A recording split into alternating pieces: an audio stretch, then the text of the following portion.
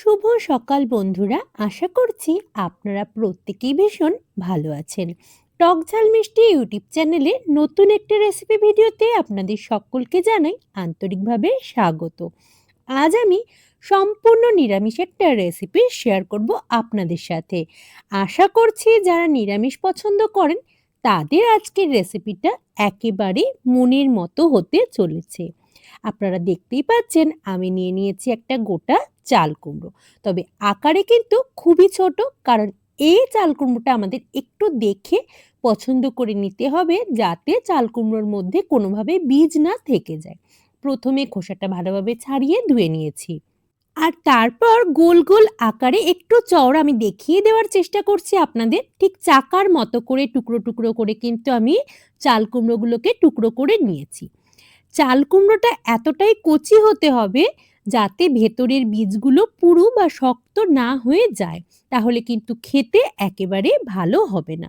আমি দেখিয়ে দিচ্ছি যেভাবে, এভাবেই কিন্তু চাল কুমড়োগুলোকে প্রথমে টুকরো আকারে কেটে নিতে হবে। আমি প্রতিটা টুকরোই কিন্তু একটু মোটা আকারেই কেটে নিয়েছি, কারণ এর মধ্যে পুর ভরবো। আর যদি এর থেকে সরু আকারে কাটি তাহলে কিন্তু অনেক সময় ঠিকঠাকভাবে মাঝে যে চিড়ে নিয়েছি এই অংশটা করা যাবে না। মাঝখানে চিড়ে নিয়েছি আর ঠিক তার বিপরীত দিকে কিন্তু আটকানো রয়েছে, যাতে কোনোভাবে ভাজার সময় বা উল্টানোর সময় এই দুটো অংশ আলাদা হয়ে না যায়। আমি কিন্তু আশা করি ভিডিওর মাধ্যমে দেখিয়ে বোঝাতে পারছি যে কিভাবে মাঝখান দিয়ে চিড়ে নেওয়া হয়েছে। প্রতিটাকেই এভাবে মাঝখান দিয়ে চিড়ে নেওয়ার পর আমি কিন্তু লবণ হলুদ মাখিয়ে রেখে দেব আধ ঘন্টা বা ৩০ মিনিট সময়ের জন্য। ততক্ষণে আমি এই চাল কুমড়োটার জন্য যে মশলাটা আজ ব্যবহার করব সেটা রেডি করে নেব। আর এবার লবণ হলুদটা কিন্তু খুব ভালোভাবে, যাতে প্রত্যেকটা টুকরোর গায়ে লবণ হলুদটা মেখে যায়, এভাবেই মাখিয়ে একটা ঢাকনা চাপা দিয়ে রেস্টে রাখবো ৩০ মিনিট সময়ের জন্য। ততক্ষণে কিন্তু চাল কুমড়োগুলো বেশ নরম হয়ে আসবে। ৩০ মিনিট সময় অতিবাহিত হয়ে গেছে। আমি একটু কাছ থেকে আপনাদের দেখিয়ে দেওয়ার চেষ্টা করি। যেহেতু লবণ দেওয়া ছিল, চাল কুমড়োগুলো অনেকটাই নরম হয়ে এসেছে। আর দেখুন, অনেকটা কিন্তু জল এর থেকে ছেড়ে গেছে। আর চাল কুমড়োটা কতটা সফট হয়েছে আশা করি আপনারা দেখলেই সেটা বুঝতেই পারছেন। এবার আমি এক্সট্রা যে জলটুকু বেরিয়েছে সেই সম্পূর্ণ জলটাই কিন্তু ফেলে দেব।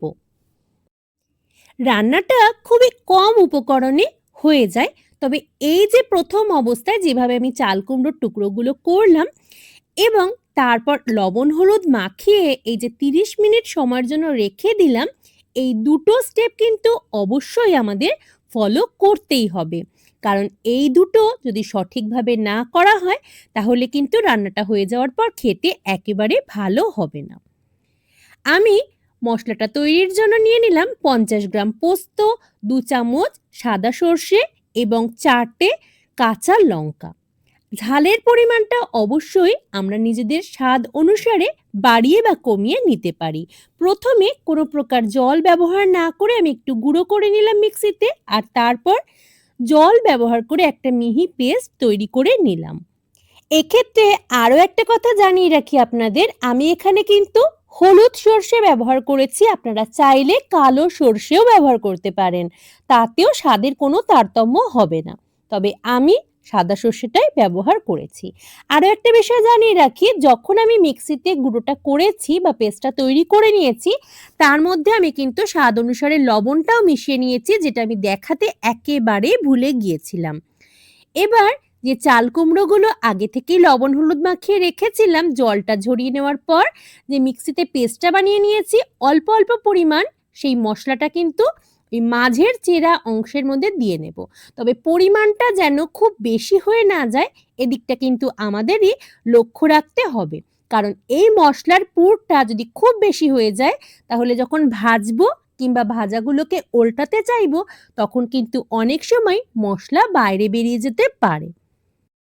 যতটুকু চাল কুমড়ো আমি আজ রান্নার কাজে ব্যবহার করব, সম্পূর্ণ চাল কুমড়োগুলোর চেরা অংশে আমি কিন্তু পুর ভরে নিয়েছি।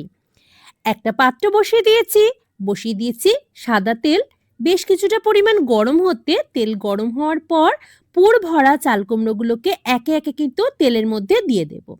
আর এই সময় গ্যাস বা ইন্ডাকশন যাই আমরা ব্যবহার করি না কেন, ফ্লেমটা কিন্তু মিডিয়াম টু লোতে রাখতে হবে। কারণ হাই ফ্লেমে রেখে এগুলোকে ভাজার চেষ্টা করলে খুব অল্প সময়ের মধ্যেই বাইরের অংশটা পুড়ে ব্রাউন হয়ে যাবে, অথচ চাল কুমড়োটা খুব ভালোভাবে সেদ্ধ হবে না।